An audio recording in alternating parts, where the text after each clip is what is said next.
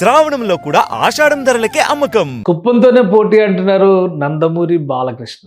హిందూపురం ఎమ్మెల్యేగా రాజకీయ ప్రస్థానంలో 3 సార్లు వరుసగా ఎమ్మెల్యే హ్యాట్రిక్ హీరో బాలకృష్ణ మొదటిసారిగా ఢిల్లీ వెళ్ళారు. ఢిల్లీలో పార్లమెంట్ ఆవరణలో సందడి చేశారు. కేంద్ర మంత్రులతో వరుస భేటీలు, పార్లమెంట్లో లోక్సభ స్పీకర్ ఓం బిర్లాతో భేటీ, అలానే తెలుగుదేశం పార్టీకి సంబంధించినటువంటి ఎంపీలతో సమాలోచనలు సందడిగా గడిపారు బాలకృష్ణ. ఇక తెలుగుదేశం పార్టీకి చెందినటువంటి లక్ష్మీనారాయణ బండి సైకిల్తో బాలకృష్ణ సందడి చేయడం అనేది అక్కడ ఉత్సాహాన్ని నింపింది. మొత్తం మీద ఢిల్లీ ఎందుకు వచ్చారంటే హిందూపురం నియోజకవర్గ సమస్యల పరిష్కారానికి సంబంధించి పలువురు మంత్రులతో భేటీ అయ్యి ఆ సమస్యల పరిష్కారం గురించి మాట్లాడేందుకే వచ్చినట్టుగా బాలకృష్ణ చెప్పారు. ఇక కుప్పం నియోజకవర్గంతోనే అభివృద్ధిలో పోటీ పడతామని చెప్పని తేల్చి చెప్తున్నారు.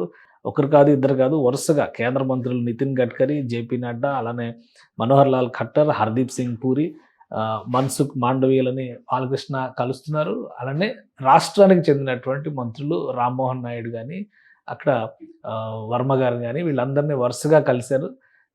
ఈ భేటీల అనంతరం బాలకృష్ణ చెప్పినటువంటి వ్యాఖ్యలు ఏంటంటే నియోజకవర్గ అభివృద్ధి అనేది చాలా ముఖ్యమైనటువంటి ఎజెండాగా తీసుకున్నట్టుగా చెప్తున్నారు.